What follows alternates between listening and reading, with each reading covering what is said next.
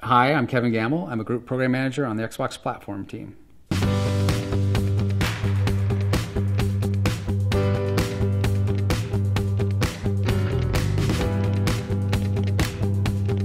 No, I would look at it differently. I look at it as we have a well-rounded suite of available consoles based on your preferences as a gamer. If you want a value and you're maybe new to the console space and you want a value SKU, we think we have a great value SKU with Xbox One S.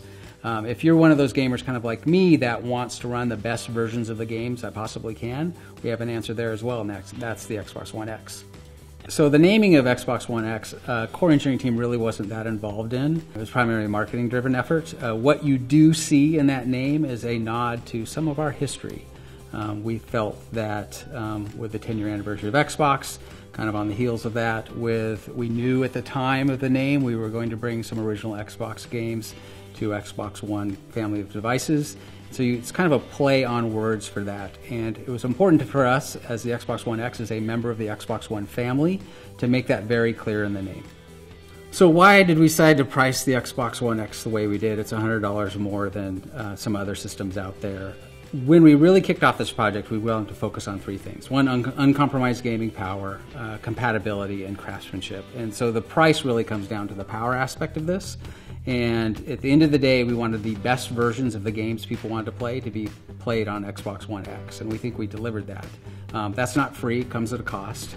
And if you were to build a comparable system from a PC perspective, you would spend much more than the $499 US you would spend on Xbox One X.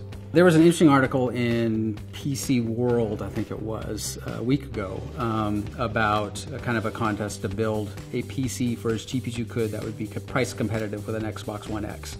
I think the lowest they got was about $700. There were a couple flaws in the way they did it because they didn't include a controller, they didn't include a couple other things, but you know, $700 plus is how I would peg it. So one thing I love about where we are today is we were targeting around the E3 time frame, about 30 titles that would be Xbox One enhanced in our launch window.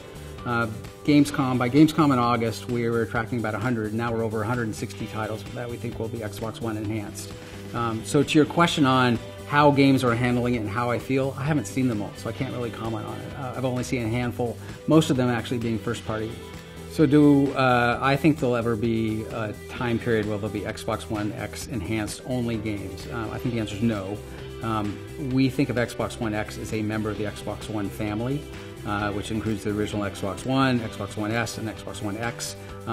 We had talked about the possibility of Xbox One X only games and decided strongly against that because of the member of the family aspects. And so I don't see that ever happening in this console generation. So your question was around how come I haven't seen more titles lean more towards the frame rate versus resolution argument. Again, at the end of the day, our goal at the platform level is to deliver the best kind of canvas and paints for the users, for the developers to take advantage of that, how they best see fit for their game. We know that games at frame rate are capable. We've seen it with Halo, we've seen it with Gears multiplayer, we've seen it with Forza. So we know that's possible. Those are important for those franchises. But really, it's up to the game developer to decide what's important to them. So if they wanted to lean into that, I have no doubt they could accomplish that. They have decided, for reasons that they had that are probably good, not to lean into frame rate, but instead to go more, use that horsepower more for visuals. Xbox definitely hears what users say, but again, it's more the game developer's decision. So even across first party, you'll see some titles that think frame rate's really important, particularly with shooters, and you'll see others like Sea of Thieves, where frame rate at 60 is probably not important. More of a visual masterpiece is important for them. So you'll see them spending that horsepower assets on other things. Why is it taking so long for Xbox One X enhanced games to come out? Like, the console has not shipped yet. So I have seen, kind of work because of my position, the number of titles who've already gone through certification and are essentially waiting for that date to click of November 7th. Once that date clicks, they'll all light up. As I talked about earlier, you know, we've gone from targeting about 30 titles in the early summertime frame to over 100 in August, and now we're tracking over 160 titles in our launch window that will be Xbox One X enhanced. So what surprised me about titles that have moved from Xbox One to Xbox One X enhanced has actually been the ease of use they have had with porting their titles to that. We knew up front that early on in the process that most of these titles already had 4K assets because of their PC versions of their games. So we knew that would be easy. And we really leaned in heavily into the developer experience to make that as easy as possible. And we got some early wins with some titles that have already been in the press, where literally in hours they were able to port their game to an Xbox One X dev kit and run at frame rate at 4K plus resolutions. So we knew we had some early successes. I'm surprised at how excited our developers have been to get their titles at 4K by launch, and how many we've been able to get through this quickly. So you heard a lot kind of over the last couple months on how we really leaned into the ultimate gaming performance, compatibility, and craftsmanship aspect. The other pillar, which is not talked a lot about in the press, is how much we actually leaned into the developer experience. The Xbox One X dev kit has been in the press a little bit. That is the gold standard of dev kits. We really leaned in hard for that.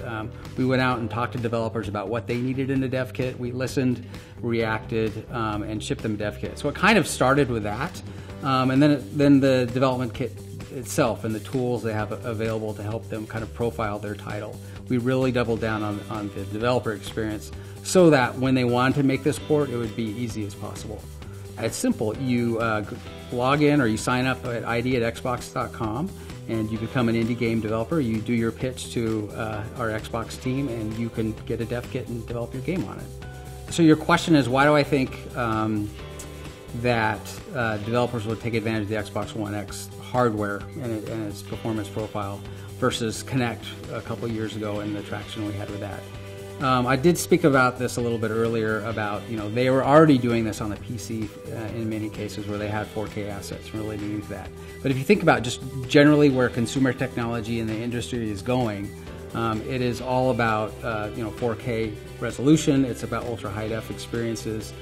So it's not just about the resolution, but it's also high dynamic range color, wide color gamut, spatial audio or Windows Sonic in our first party perspective to really deliver those immersive experiences. So I think it was easier for our game developers to also kind of wrap their head around, hey, I have this great game, we can make it even better by taking advantage of this horsepower.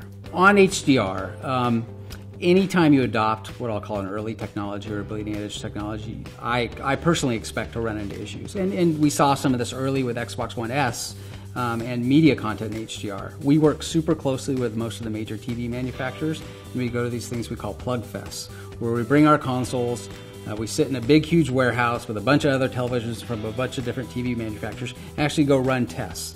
And this finds bugs not only in our software, but also in their firmware on the TVs as well. And so we have a good working relationship with all the TV manufacturers to help flush these out. And we think before the release of the Xbox One S, we got a lot of that through. From a content pipeline perspective for our title developers, many of our developers, and we're actually surprised by this, already had done 10-bit color. And the ones that didn't, we have a group internally that does a lot of our developer outreach, and they had developed this technology which basically transforms an SDR color range to an HDR color range. And in a lot of titles that worked really well. And some titles that didn't, and they decided not to leverage it. But there are a number of titles that took advantage of it. So first and foremost, I'm a gamer, and Halo 3 is a great example. I love those games. For me, it's reinvigorated my interest in those games, which is just great. Fusion Frenzy is another example of a game that actually runs better on Xbox One than it did original Xbox. It's just fun. So why did we do that? Part of it was, once we started poking around and looking, we knew pretty quickly for some set of titles it would be easy to do. And it really wasn't that hard, because essentially what we do is we trick the game into thinking the MIP level is different, and so they actually load those higher resolution textures and paint them. So we were able to do that. One we looked at and considered chasing after is 3D television. If you remember back CES, I don't know, 2012-ish, 3D televisions were everywhere. They were kind of going to change the industry, and now you don't hear about 3D televisions at all. 4K is an example of one where we did decide to go after, and we think a lot of what will drive that is really the immersive experiences we wanted to deliver to our end users, and we really look for those technology inflection points that basically move the needle forward to provide a more immersive experience for our users. All your existing games should run better on an Xbox One X. How they'll run better varies depending on the game, whether they load faster, for titles that take advantage of this technology called dynamic resolution, so they have a locked frame rate and the resolution scales based on performance. The resolution will be increased, and you'll see smoother frame rates for titles that are not frame rate capped. The technology we took into aspect for Xbox One X enhanced games is we use this technology called super sampling, where internally on the box itself we will render the game at 4K and then we'll sample it to 1080p. And I can give you some assets later that really show you examples of why super sampling actually provides a better experience than if the game just outputted 1080p natively.